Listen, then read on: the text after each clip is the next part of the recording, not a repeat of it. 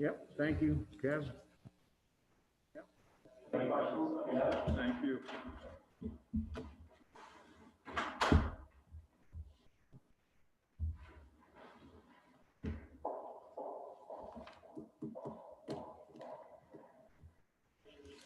Well, welcome to the October Sewer Authority meeting, East St. Peter Township Sewer Authority meeting. And I invite you to join us in the pledge of the American flag. Pledge allegiance to the flag of the United States of America and to the republic for which it stands, one nation, under God, indivisible, with liberty and justice for all.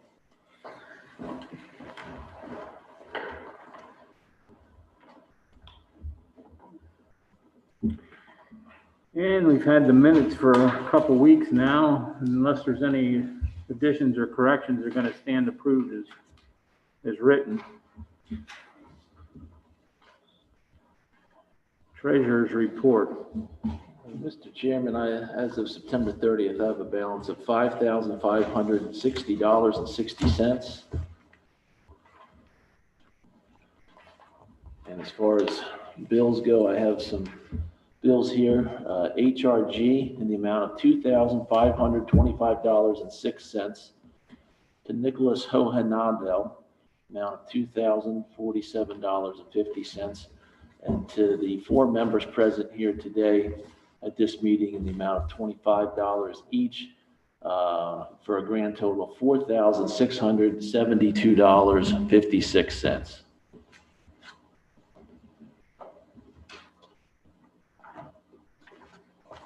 Requisitions. 3 requisitions here today. The first is requisition number 03-566. This is payable to HRG in the amount of $7,711.08, and this is for the fertility pump station, Wetwell Mixing, construction administration, and the Stauffer Run pump station pump replacement design. Again, $7,711.08. The next is requisition number 03-567.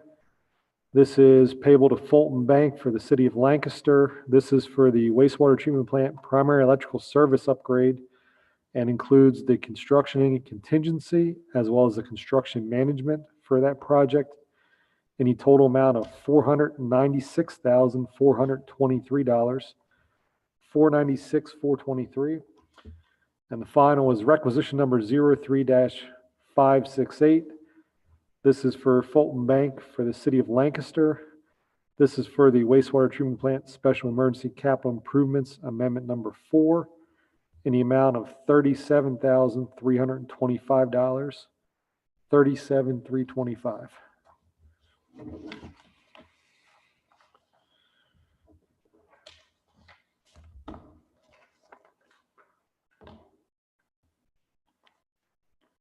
Looking for a motion to pay the bills and requisitions. So moved. I second. All in favor, say aye. Aye. Opposed? So moved.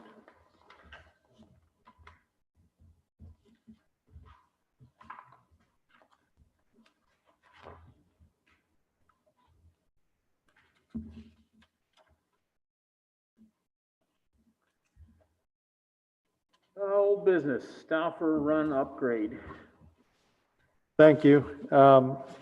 Staff is continuing, HRG staff's continuing to work on the design of production of the design and production of the drawings and project manual associated with the replacement of the pumps as well as the electrical upgrades for this project. I think over the next month or so, be reaching out to the solicitor just for his input on a couple of the front end documents on some questions that we have there just to make sure he's on the same page with what's required. And, we're working towards the goal of having documents ready for bid here by the end of the year.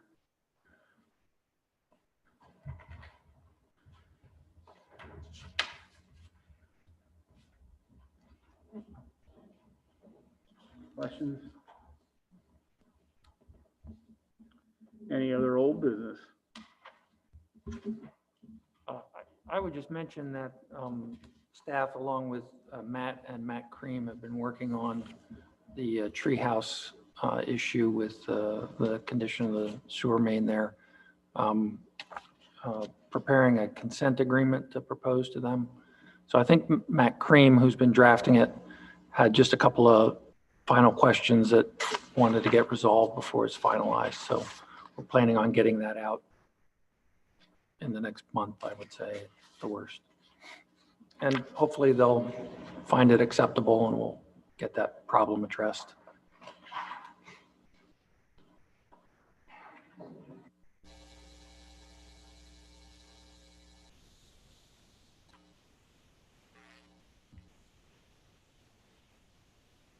They've been receptive pretty much all along with understanding the situation, treehouse.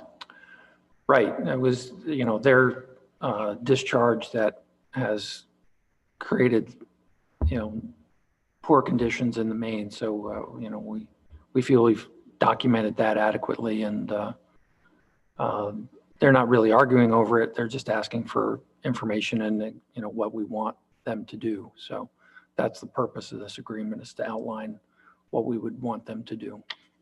And so I think that's going well.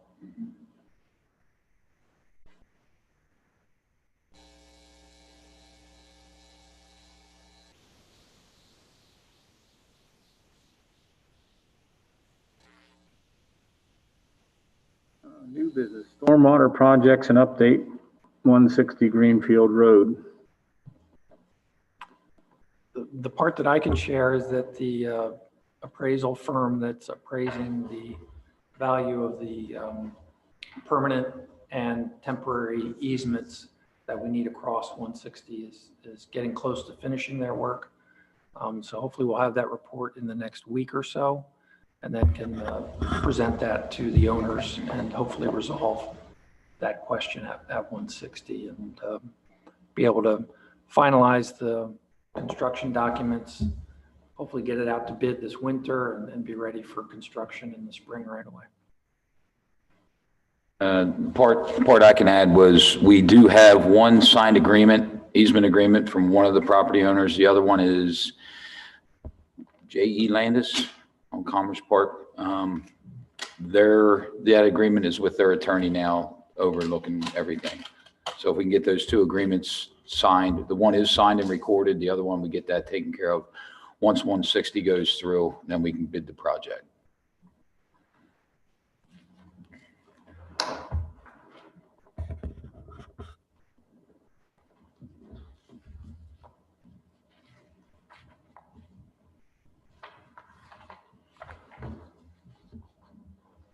Draft escrow, wastewater treatment plant north secondary clarifier addition. Thank you. Okay. So Charlie did send this escrow agreement out. This is for work that is at the wastewater treatment plant.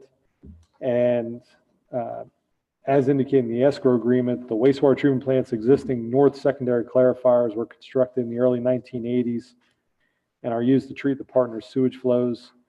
Since the 1980s, the partner's flows have increased, and an additional north secondary clarifier is now needed to treat those increasing flows and provide redundancy at the wastewater treatment plant. This escrow agreement covers the engineering plus contingency at a total cost of $343,000. The authority's share, which is 14.93%, is $51,209.90. So we would recommend the authority action of this escrow agreement.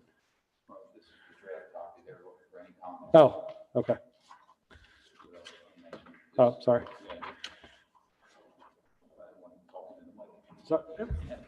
This is the draft agreement. They're looking for any comments, if you had a chance to look at them, to be handed in by the 23rd of this month. And then the good copy should be circulated next month for signature. So if you saw anything that looked out of place or had any comments about it, we can get them to the city and they can look at it to make changes.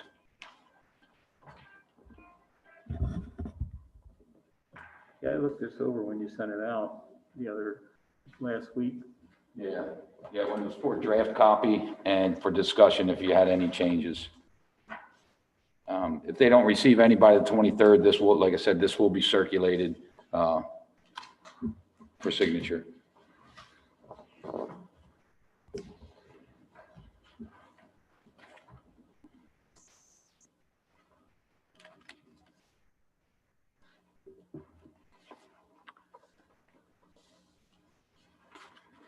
Okay, partners meeting update. Yesterday, there was a city partners meeting. We meet quarterly to go over various projects with the city. They provide updates. A couple of ones to highlight. The North Pump Station expansion project, which was years under construction, is finally complete. So the city has issued final contract closeout documents, and payment to the various parties has been completed. So they are now working on distributing the remaining funds back to the partners from that work. They are incorporating into that some work that was required on the force main air release valves, and that money will be taken out of the remaining escrows. But with that, it's estimated that refund coming back to the authority here is approximately $170,000. So that money will be coming back into the authority's account that was allocated in an escrow for that project. Some other projects that are ongoing, major construction is at the treatment plant, the DO control BNR systems improvement. That work is a multi-year project. They've just wrapped up 3 of the south trains, and they're going to be moving into the north train again. But that's scheduled to be completed in November of 2021. One that the city's looking to progress here is the wastewater treatment plant facilities plan. Originally, they were looking to hold off on moving that forward until the city and the EPA came to an agreement on the long-term control plan, but that's looking like that's probably going to be at least 3 years out. So the city's looking to try to advance certain components of the facilities plan that they can at this point. That's stuff that they're saying, may take about a year or so to complete. But that's one thing we could see progressing here sooner as a result. And I would just say with the nutrient credits, last year the city was at a deficit overall because of the wet year and the flow condition, the treatment conditions at the plant. So they were actually in a penalty as far as nutrients go with DEP.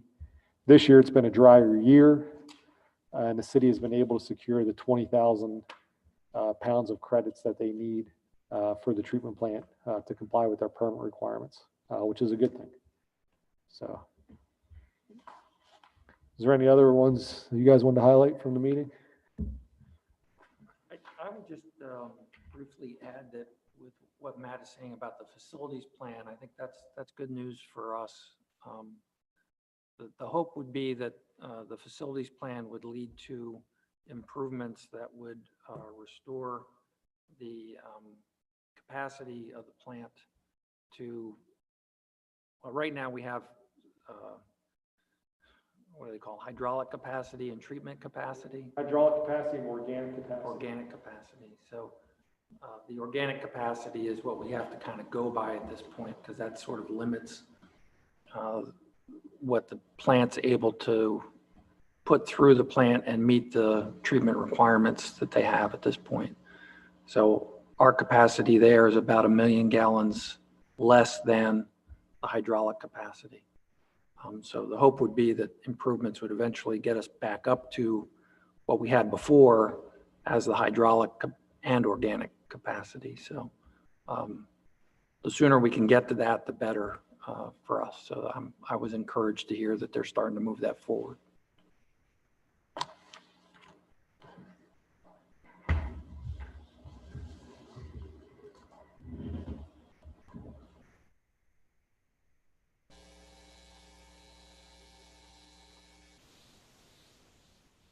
Any other discussion about any of that? Any other new business?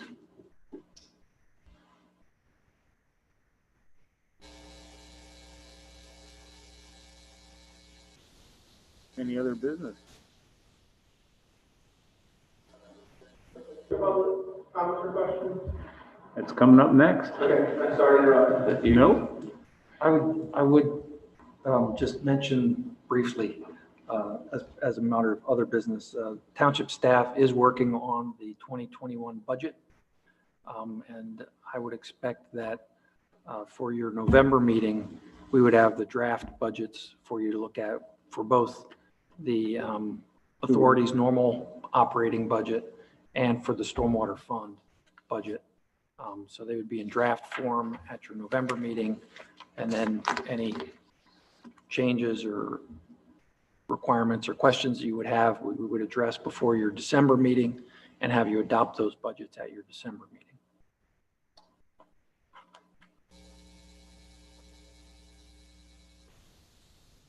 Okay, public comment.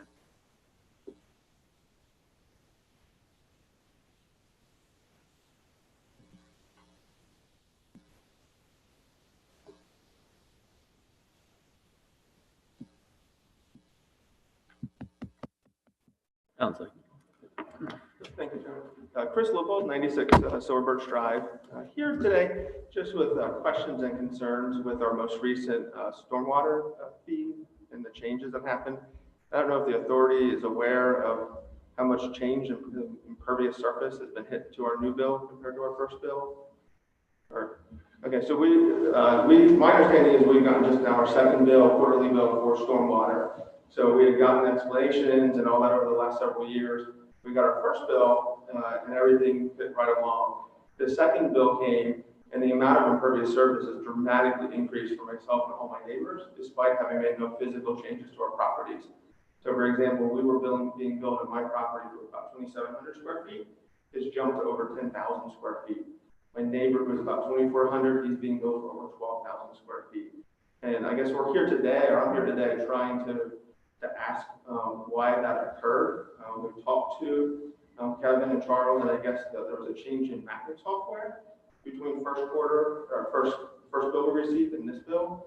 But we're just trying to understand, do we need to formally appeal to you all? Is this being investigated?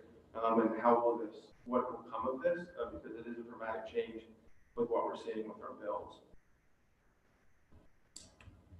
I can try to address it generally. I'm not familiar specifically with your bill, but in general terms, there were a number of properties in the township for which we did get new additional information on the amount of impervious area on those properties and updated the system accordingly to hopefully reflect the more accurate impervious area figures for those properties. And for many of them, it did increase the amount that was billed above what was billed in July. So we did in fact underbill those properties in July. Chris, do you feel that the current amount that's being impervious areas is incorrect? Dramatically. I went around, my neighbor and I went around and measured. I measured my 12-inch square papers and counted that as impervious surface and came to about 4,300. The bills were over 10,000. It's not close. My neighbor next to me, we did the same thing in his lawn. He's around 3,800, 4,000. He's being billed 12,000. And the street I'm on a cul-de-sac, there's 17 houses, and pretty much all of us feel like the bill is over measuring the areas that we have, and not by hundreds of square feet. We're talking thousands of square feet. The best Charles could explain it to me is that the initial mapping software that was used did not account for anything beyond your house, and that the updated software is to account for driveway and sidewalk and a storage shed, and that makes sense. We should be paying for that. That's impervious surface. But I think there's a glitch somewhere in the software that's dramatically changing it. And I guess we're just reaching out, myself as an individual, but to go back to my neighbors, what would you like us to do? Because I know there is a formal appeal process, but do all of us need to go through that? Can this be looked at? Because I guess I'm concerned it affects more than just my street. We had a little neighborhood Facebook page and 5 or 6 people responded throughout the neighborhood and said, oh, ours really jumped too. We didn't even look at it. Our fees are small. Your quarterly fees are small. a lot of people, if they have a $10 jump in bill, will pay it, not even realize that there's a difference. But I think it's different. And I guess beyond that, it gets to the bigger question, is I went back and read through how this is all determined. And I think, if I understand it correctly, is you all figured out about what you needed for stormwater money, figured out your impervious surface area in the township, and backed into sort of $1 per square foot, what should be being built. And if that was done using software that didn't account for driveways and sheds and sidewalks, that you're now going to update your software, double our square footage, are you not going to be collecting a lot more than what you were budgeting for? I mean, you'll do very well financially if you're going to be collecting 12,000 square foot when there's only 4,000. But like I said, it begs the question. And when I go back and look at the ordinance, our understanding was our bills would change impervious surface unless there was a change in what we physically did. And we saw this dramatic change with no notice and no education about why it happened. I know one of my properties is similar to that. I wasn't exactly sure why I didn't look. What percentage you seen affected like this, Hutch, as far as that have changed? Or maybe that was a question better for Kevin when he was here. I think the number of properties that were affected was more than 1,000 properties in the township. So it was a substantial number of them. Okay. That were affected by the information that we updated. Okay. Is there a possibility there's a glitch in the GPS system that does the measuring? You know, I'm there sure there are possibilities of mistakes. As far as the software itself and what's used there, I don't know enough about software to be able to answer that about the software, but there's always a chance for mistakes. I think for record keeping purposes, it would be best that any property owners that feel that the impervious area is wrong, that they submit that appeal, and we'll go out and examine each and every one of those properties and make sure that they are accurate and correct the billing as we need to.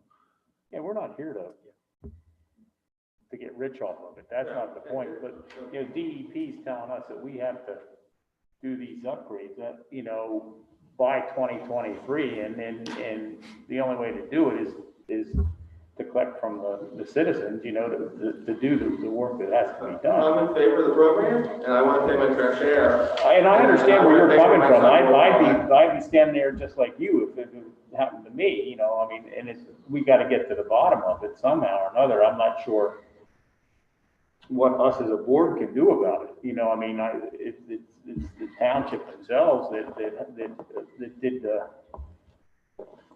figuring of what it, you know, what each of us are going to pay. Yeah, if there's a big discrepancy, I would definitely fill out the form, and staff, we will start sorting them apart and coming out and investigating each property. And The other question that Mr. Loophole asked about the total amount that we're billing, we did look at that when we issued the bills in October, and it's still in very close to the range of what we had expected to bill when we set up the program. So we're not looking at having some kind of windfall. That's not what it's there for, and I don't think you know that's what's going to happen. I mean, we're just looking to cover the cost of what DEP's requiring from us. Thank you. Yeah, thanks for coming in. Comments.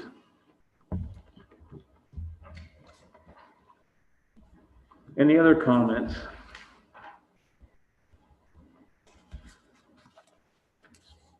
Motion to adjourn? So moved. All in favor? Yep. Do you want to sign this Yeah, stuff? I didn't get around to that yet. I did not, sir. Could we get your name, please, for the minutes? Sorry, I didn't have a sign-up sheet.